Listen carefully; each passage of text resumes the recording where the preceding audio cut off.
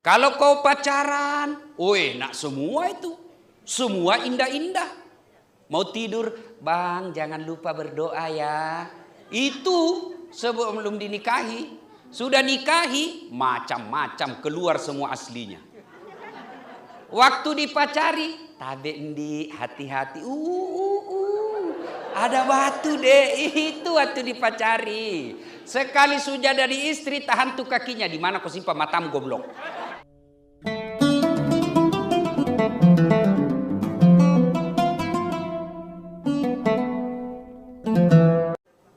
Begitu kau bayangkan menikah hanya tempat tidur, maka siap-siap kau kecewa. Kenapa? Tidak lama itu nikmatnya begitu. Tanya bapak tak? Tanya. Tidak lama itu. Makanya disebut bulan madu. Tidak disebut tahun madu. Bulan madu saja. Kalau kau pacaran, nak semua itu.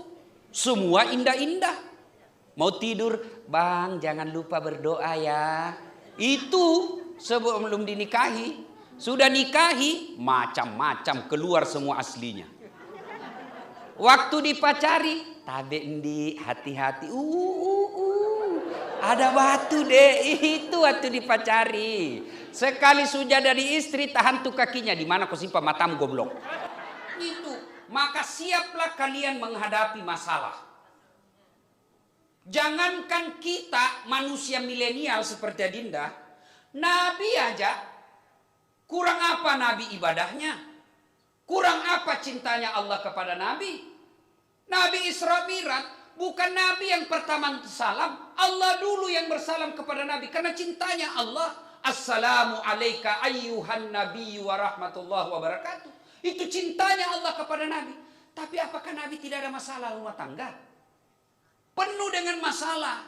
Masalah apa? Dengar adik, calon pengantin. Satu, masalah yang pertama kau hadapi, kesetiaan. Apalagi kalau istrimu cantik. Masalah. Digoda orang. Apalagi kalau suaminya jelek. Ini masalah pak. Gitu. Alhamdulillah ini suami gagah, istri cantik. Nasa ngoge isi tamangengi. Klop. Tapi apakah istri cantik, suami cantik tidak masalah? Masalah, digoda orang. Berarti bagus kalau istri jelek. Kita lagi yang malu jalan sama dia. Juluan aja deh, nanti kita ketemu. Nah, nikah kesetiaan pasti. Apalagi kalau suaminya pejabat. Apalagi kalau suaminya orang kaya, makin banyak masalah. Masalahnya adalah bukan suamimu, tapi bagaimana kau jaga suamimu. Suami cakep, pejabat, orang kaya, makin sulit menjaganya. Bagaimana cara menjaga suami, Ustaz? Apakah setiap saat video call? Pak, di mana kok? Di kantor. Jengkel itu suamimu kau koleksi begitu. Kau pikir dia tahanan kota? Ada juga perempuan begitu. Dia kira kita ini perampok. Sedikit-sedikit periksa HP. Bagaimana kau tidak dibohongi kalau setiap saat kau terperiksa HP tak? Sampai di kantor suaminya baik-baik duduk. Pasti ada lagi sekretarisnya. Pasti ada lagi. La haula wala quwata illa billah. Lalu bagaimana menjaga suami? Jaga hatinya. Fisiknya kau jaga, cerdas kau periksa HP-nya, 10 HP-nya. Lalu bagaimana cara menjaganya? Jaga hatinya. Bagaimana? Buat dia terpesona dan jatuh cinta sepanjang saat. Gimana caranya Ustaz? Bukan cantiknya. Tapi apa? Ketentraman jiwanya pelihara. Ibu cantik, tapi kasar ngomong, lewat.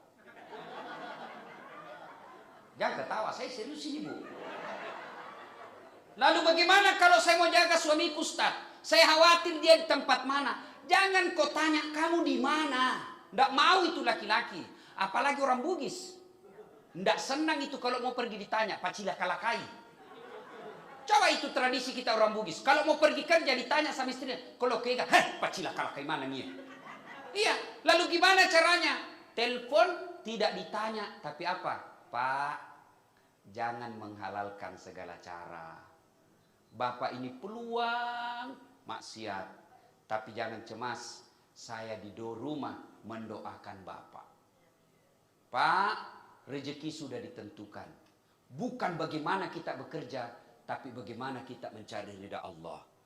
Bapak jangan menghalalkan segala cara. Rezeki datang dari Allah. Baru saja saya doakan Bapak dalam sholat duha. Mudah-mudahan Allah mudahkan segala urusan Bapak di kantor. Salam sayang selalu dari istrimu di rumah. Oh, itu biar kau tidak cari, dia akan tentram jiwanya. Siang gelisah lagi. Di mana ini suamiku? Telepon lagi. Telepon jangan cari. Gimana caranya? Pak, nih saya lagi sama cucu, lagi belajar ngaji. Video call ya Pak ya. Nah nih, tenang perasaannya. Sore telepon lagi. Pak, ini saya lagi tadarusan, saya lagi belajar ngaji. Bapak gimana di kantor? Tenang perasaannya. Cuma kan kita bukan begitu telepon kita. Telepon kita, di mana kok? Cepat kau pulang. Awas kok kalau kau tidak pulang, ha? Jangan ketawa, saya serius ini. Inilah ibu-ibu. Dia marah kalau suaminya selingkuh. Dia marah kalau suaminya kawin lagi. Tapi dia tidak tahu jaga suaminya. Gimana cara jaga suami? Bukan diperiksa setiap saat, tapi diingatkan. Ganti mic-mu ini, putus-putus sih. Ganti. Ya. Ya Bu? Nah, maka kesetiaan. Kita juga suami, jaga kepercayaannya istri. Jangan selalu alasan rapat, ternyata pergi merapat. Jangan baku tunjuk, tidak boleh orang menunjuk di sini. Coba, Dek, ini calon pengantin, ya. Ini Pak Bupati. Waktu menikah kita dulu, coba lihat itu cerita. Sudah sarjana, hidungnya sudah lengkap, telinganya sudah lengkap, ibunya sudah ajari halal haram, ibunya sudah ajari baik dan salah, bapaknya sudah didik dia. Kita terima beres. Berpuluh-puluh tahun dididik orang tuanya. Tiba-tiba kenal laki-laki yang baru 2 bulan. Kenal laki-laki yang baru 2 bulan. Orang tuanya tidak tahu siapa ini laki-laki. Tapi karena anaknya cinta kepada laki-laki tersebut, apa kata bapaknya? Terserah nak, yang penting kau bahagia. Dia serahkanlah anak gadisnya bulat-bulat. Dan kita nikahi perempuan itu, coba kita lihat. Lillahi ta'ala. Dengar besok akad nikahnya. Saudara, saya nikahkan kau dengan anak gadisku. Tunai karena? Bukan tunai karena Jokowi. Bukan. Tunai karena Allah. Siapa yang kita jadikan jaminan? Allah. Kita ambil anaknya orang. Mereka besarkan, mereka didik, kita terima beres, kita tinggal nikahi. Itu pun cuma bawa duit berapa puluh juta. Bulat-bulat kita ambil anak gadisnya orang. Lalu kita hianati, kita sakiti. Pantas 30 tahun kau cari nafkah tidak bisa lepas dari kredit. Kenapa? Karena kita hianati istri. Coba lihat nih kasihan istri-istri kita nih. Siapa yang buat dia tua? Suaminya. Maka saling menjaga, saling memelihara adalah untuk mempertahankan kesetiaan masing-masing. Tidak boleh setia hanya dituntut satu pihak. Kemarin beberapa saat yang lalu, 2 hari yang lalu di Bandara Kendari, ada ibu-ibu kasihan jual-jual, usianya sudah hampir 70 tahun, jual-jual Indomie saja. Ustadz, suamiku pencemburu. Bagaimana ini Ustadz? Padahal saya cuma dapat cari kerja di sini. Saya bilang, Ibu, selama suami rida Ibu cari nafkah, boleh. Rida Ustadz, cuma dia tukang cemburu. Resepnya, Ibu yakinkan bagaimana suami tidak cemburu. Dia tetap cemburu Ustadz, meskipun tidak ada apa-apa. Jadikan cemburunya sebagai ladang amal buat Ibu untuk bersabar. Dia ngomel Ustadz, jadikan dia sabar. Ya, suami juga begitu. Istri pencemburu, cemburu buta. Resep menghadapinya adalah yakinkan saya tidak kemana-mana. Maka saya mamanya cek, saya bilang, ini jadwal acaraku 4 hari saya keluar, lihat ini dari tanggal sekian segini, ini. Jangan lagi telepon saya kalau tidak darurat. Insya Allah saya tidak akan mesum. Insya Allah saya tidak akan kecewakan kamu. Saya bekerja, pergi menyebarkan agama. Kalau kau sabar di rumah, dakwaku, langkah kakiku, capekku jadi amal karena kau ikhlaskan suamimu. Begitu ibu-ibu. Pergi saja Pak, biarkan capek, biarkan lelah. Saya bersabar, sabarku insya Allah jadi amalku nanti di akhirat. Insya Allah tidak ada godaan sudah kalau begitu. Kesetiaan. Yang kedua, karena waktu terbatas. Ekonomi. Adindaku, tidak usah cemas soal ekonomi. Saya tadi masuk rumah, saya bilang, Bade, kalau besar begini rumah sudah takut saya mati. Coba, saya sudah keliling-keliling ceramah, Pak, memang jarang rumah sebesar begini. Tentu insya Allah Dinda, kau tidak akan sengsara dari ekonomi. Tidak mungkin dibiarkan Bapak Pak Nurdin Halid sengsara, tidak mungkin. Ya, itu namanya orang tua. Lebih baik dia tidak makan daripada anaknya yang tidak makan. Itu orang tua. Jadi tidak usah cemas soal ekonomi. Lalu masalahnya, apakah uang banyak? Apakah rumah besar begini? Apakah ekonomi yang berkecukupan jaminan rumah tangga bahagia? Kira-kira, apakah itu jaminan rumah tangga bahagia? Demi Allah bukan yang banyaknya. Demi Allah bukan melimpahnya. Tapi kalau soal ekonomi, jaminan kau bahagia, rasa cukupnya. Rasa cukupnya. Kalau kaya, banyak duit, rumah mewah, tidak punya rasa cukup, biasanya malah berujung perceraian.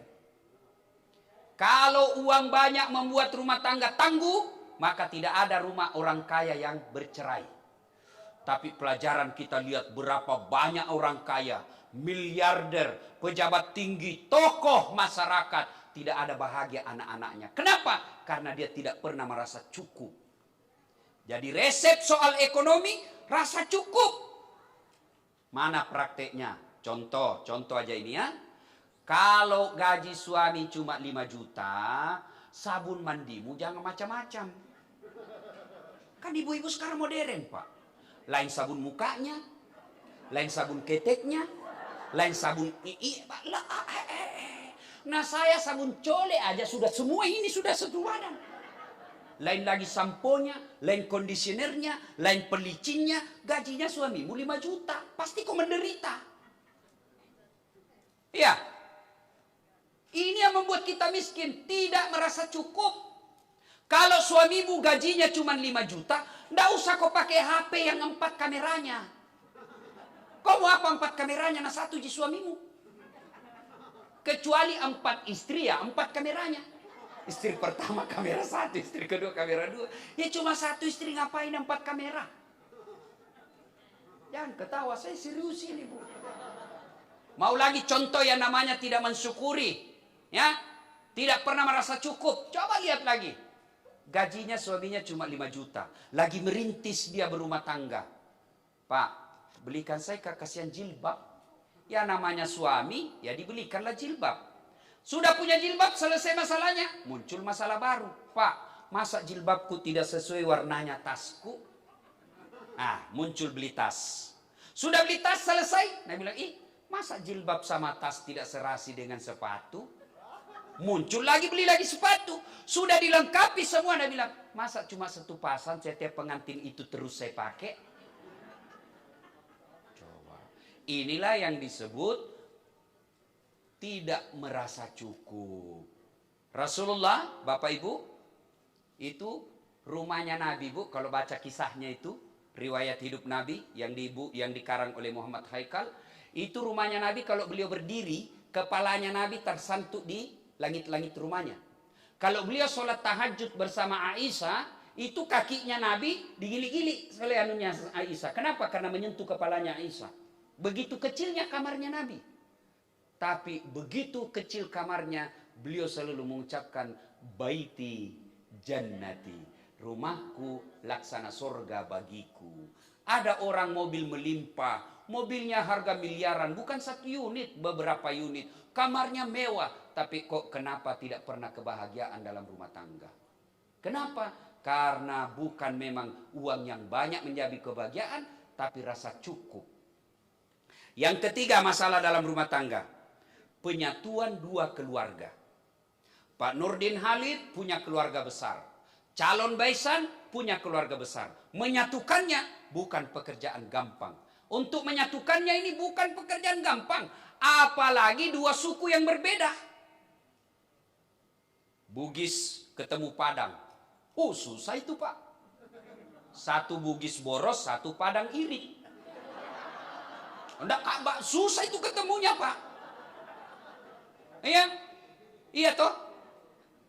Maka untuk menyatukan dua keluarga ini, apa resepnya? Masalah-masalah dalam rumah tangga ini, apa resepnya?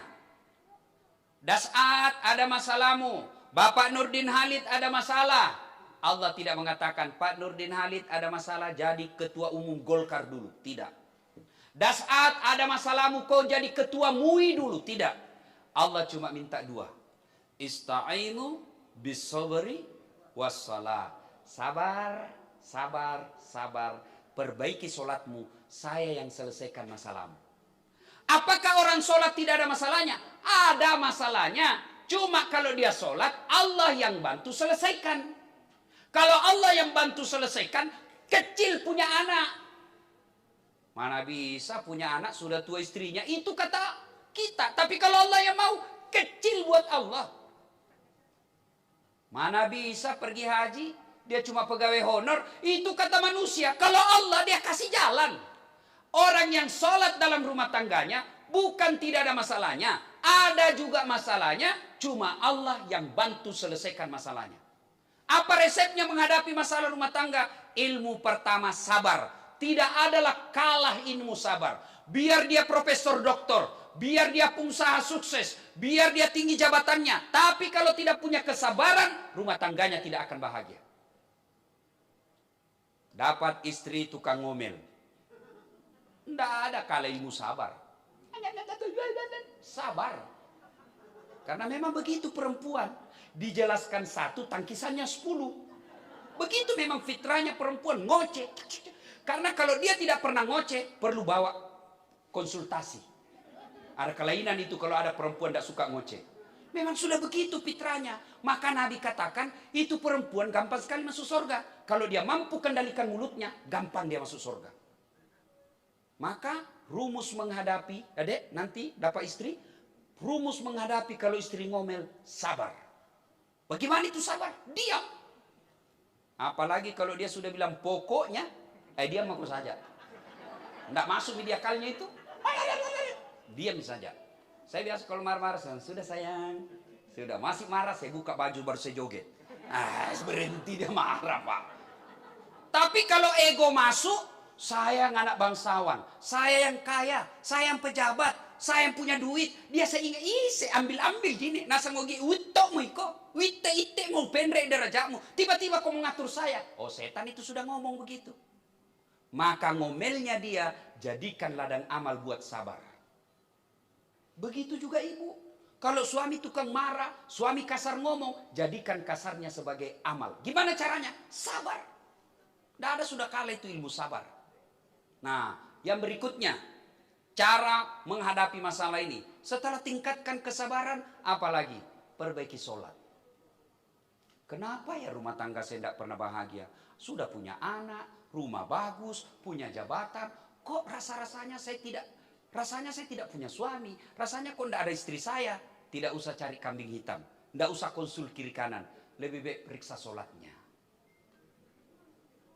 Mohon maaf ibu. Ibu-ibu paling banyak tidak sholat kalau ada acara seperti ini. Gara-gara apa? Make up. Coba pakai. Untungnya sekarang sudah pakai masker. Jadi lebih praktis. Tidak perlu pakai lipstick, tidak perlu kiri kanan. Kan rugi-rugi ditutup juga begini. Lebih ekonomis sekarang. Saya juga terselamatkan dengan masker ini. Kenapa? Tidak kelihatan hidungku yang pesek. Ya? Nah ibu-ibu, sabar. Kemudian sholat disempurnakan. Bagaimana kalau mau pergi pengantin Ustaz? Nah kita harus dandan. Boleh. Kalau ibu dandan supaya suami bangga, itu pahala. berdandan untuk nyenangkan suami, pahala. Dengan catatan jangan sampai tidak sholat. Bagaimana caranya Ustaz? Ibu wudhu dulu. Sudah wudhu dandan. Sudah dandan tahan kentut. Karena biar ibu sudah wudhu kentut batal. Dia bilang sedikit aja keluar Ustaz, nggak habis biar. Nah, cek dia masuk Ustaz dia ada capuk. Bahala. Ya, nah itu. Bagaimana kalau di pengantin Ustaz? Karena alhamdulillah sekarang tidak ada lagi jabat tangan kan? Nah, tidak ada lagi karena ada corona. Kalau nanti lepas corona jabat tangan, berbeda pendapat ulama. Syafi'i batal wudhu. Imam Ahmad selama tidak nafsu tidak batal. Ya, saya wasiatkan kepada dindaku besok, jangan sampai besok gara-gara make upnya istri tidak sholat duhur dan tidak sholat asar. Ingatkan baik-baik. Jangan sampai kita awali rumah tangga, satu di antara kita sudah tidak sholat. Bagaimana mau baik awalnya kalau perjalanannya kalau awalnya kita sudah lupa sholat, ya? Nah, bagaimana caranya? Ingatkan itu salonnya. Kasih wudhu dulu istriku, baru dia dandan. Ya? Nah, kapan lagi ibu-ibu banyak tidak sholat? Kalau selesai haid. Gratis 5 hari, dia tambah 2. Dia bilang suaminya, biasanya cuma 5 hari bu. Dia bilang, masih ada sedikit-sedikit. Belum bersih nih. Sekali dia bilang suaminya, kau bohong ya? Dia bilang, apa bohong? Saya kasih lihat kau. Ibu ketawa karena pernah begitu kan? Dulu waktu pengantin baru. Nah, bagaimana nanti di pengantin baru? Nanti paling banyak tidak sholat subuhnya. Nah, berikutnya menghadapi masalah. Birrul walidain. Berbuat baik sama orang tua. Dinda, ini luar biasa acara kita. Ini Dasat Latif yang hadir. Tidak gampang bos. Betul. Ngantri acara pak. Kira-kira saya datang karena Adinda yang undang? Bukan. Karena Pak Nurdin Halid yang WhatsApp saya. Toko dari Sulawesi. Berarti ini acara mewah. Bukan karena kita dilihat deh. Bukan. Tapi apa? Ibu bapaknya. Maka pantas orang yang sudah menikah menelantarkan orang tuanya, banyak duitnya, mewah rumahnya, tidak bisa bahagia. Kenapa? Orang tuanya dia hina. Maka besok-besok sudah menikah dek, jangan sekali-kali kamu berkata pilih bapakmu atau saya suamimu. Tidak boleh berkata begitu. Begitu juga ibu-ibu. Jangan pernah berkata kau pilih nih istrimu atau mamamu yang sudah tua. Pret. Mana bisa pertanyaan begitu dijawab? Satu istri yang melahirkan anak, satu ibu yang melahirkan kita. Ini kan biasa ibu-ibu kalau marah bertanya begitu. Beleng-beleng. Ibu, yang pernah bilang begitu. Saya mau tanya ini. Bu, pernah merasakan hamil? Susah enggak? Apalagi kalau mau duduk, standar samping. Pernah rasakan susahnya melahirkan? Mana enak melahirkan. Nggak mentang-mentang istri Nurdin Halid orang kaya keluar kok nak? Nggak, setengah mati juga. Iya toh? Iya. Pernah merasakan menyusui? Ibu Andi pernah merasakan menyusui? Repotnya itu. Apalagi kalau dia tumbuh giginya. Kok gigi saya nak? Apa dia tempelin? Kok gigit saya? Tidak. Dia siang anaknya, malam bapaknya lagi. Coba, tuh repotnya jadi istri, iya toh? Nah, saya tanya sekarang ibu, siapa yang menghamilkan suamimu? Siapa? Mamanya. Siapa yang lahirkan? Mamanya. Siapa yang susui? Siapa yang ngajari makan? Siapa yang ngajari jalan? Siapa yang ngajari halal haram? Mamanya. Sekarang siapa yang terima gajinya suamimu? Istrinya. Mana pernah dikasih mamanya gajinya? Enggak, istrinya dia kasih bulat-bulat gajinya. Nanti ada lebih-lebihnya baru dia kasih mamanya. Itu pun sembunyi-sembunyi karena takut sama kau. Makanya jangan pernah berkata pilih. Siapa yang nikmati rumah mewahnya suami? Ibunya, istrinya. Siapa yang nikmati mobil mewahnya? Istrinya. Orang tuanya, kalaupun dibelikan kendaraan, tidak semewah kendaraan istrinya. Padahal ibunya yang setengah mati sekolahkan. Maka demi Allah, ketika punya rumah tangga dan kau lupakan orang tuamu, kau tidak akan dapat kebahagiaan dunia sampai akhirat. Dengar ini deh ya, bekal ini ya. Nah, yang berikutnya, kalau mau rumah tanggamu tertolak dari bencana, banyak-banyaklah bersedekah. Banyak bersedekah. Itu jelas oleh Nabi. Kalau kau mau tertolak dari bencana, kalau kau mau terhindar dari musibah, umurmu panjang dan bahagia hidupmu, kata Nabi ada 6 cara. Karena waktu terbatas satu aja. Itu Nabi katakan, as-sadaqatu, bersedekahlah. Maka ibu-ibu, kalau ada masalah rumah tangga, lebih baik sedekah tolak balanya. Nggak usah curhat di Facebook. Instagramnya semua dia share. Sampai ada yang bilang, Ustaz, bahagianya rumah tangganya itu Ustaz tetanggaku. Saya bilang, kenapa ibu tahu? Dia bilang, itu Instagramnya sama WhatsAppnya Ustaz, foto-fotonya romantis. Saya bilang, bodoh itu kalau foto bertengkar dia share di WhatsApp. Pastilah yang baik-baik. Apalagi kalau ibu sudah 20 tahun suami istri, suamimu tidak pernah pasang foto di medsos, tiba-tiba dipasang, hakku yakin pasti pernah melanggar baru-baru. Ya. Nah, ibu bapak saudara-saudara sekalian, itu soal nasihat pengantin. Buat nasihat kita ini besok. Pengunjung, 1. Biasanya kalau ada pengantin banyak pulang bawa dosa. Kenapa pulang bawa dosa? Datang mencela acaranya orang. Nggak enak kuenya. Kayak basi. Padahal membungkus. Ibu-ibu Columbus. Tahu Columbus? Kelompok ibu-ibu pembungkus. Pak Doko. Ya, jangan mencela acaranya orang. Ya, ibu-ibu yang kaya silakan pakai berliannya, silakan. Allah kasih, tapi jangan kau cela orang miskin. Ya lihat. Kenapa? Palsu. Dia tidak cerita tapi matanya dong. Jadi ada nakobi itu. Ibu ketawa karena begitu toh. Kelakuannya semua ini ya. Bu, silakan pakai perhiasannya ibu, tapi jangan menghina kasihan orang miskin. Mereka juga mau pakai, tapi Allah batasi. Allah pilih ibu pakai berlian, maka hormati mereka yang tidak. 2, biasanya kalau ada acara pengantin, banyak yang praktek-praktek mubasir. Kue terutama. Air paling sering jadi korban itu air gelas. Belum habis cocok lagi. Belum habis kol. Itu uang semua dibeli orang. Sate. Kalau 1 tusuk bisa dimakan, jangan ambil 2. Karena kalau sudah keluar itu dan disimpan di piring, berhenti kau makan, sudah jadi sampah itu. Padahal itu duit. Lebih tambah daripada ambil sisa. Sisa itu praktek perbuatan setan. Kita praktek nanti kalau makan.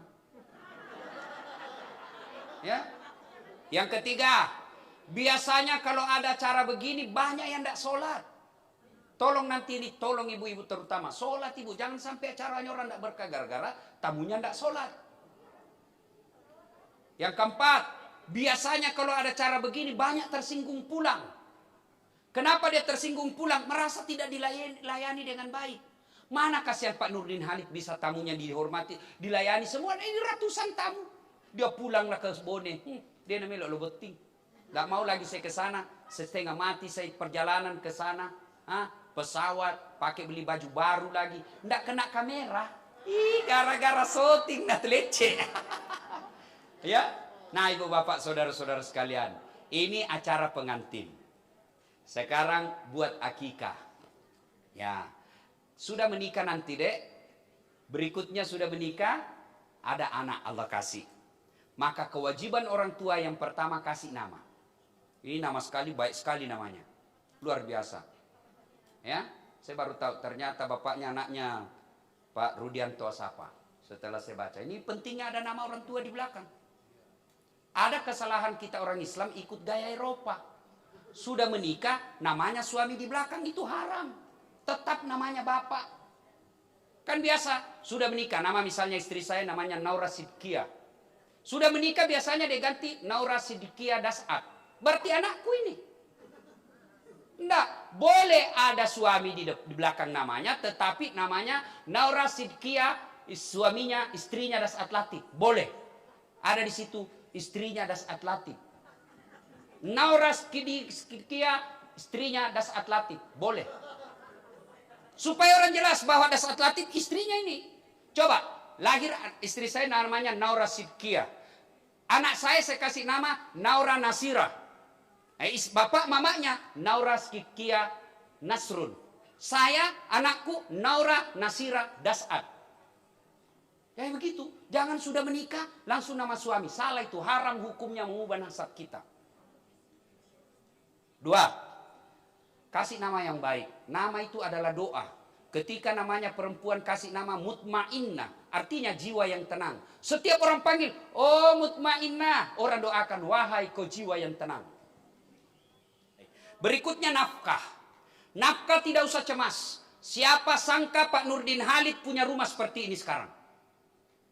Dari mana dapatnya? Bukan titipan dari bapak, tapi dari mana? Karena bapaknya mendidik dengan baik.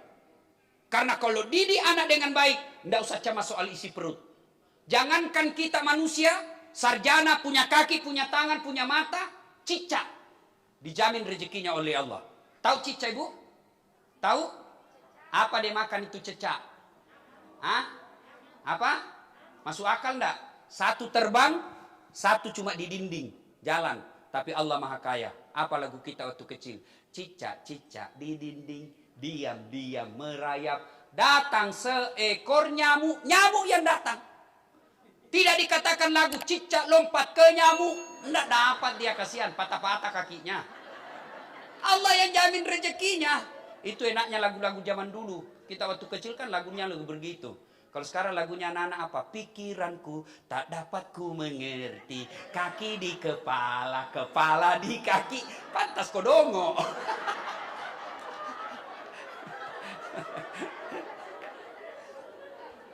Yang ketiga, kewajibannya nanti kalau punya anak, ya, orang tua ini yang hakiki anaknya, mendidik anak.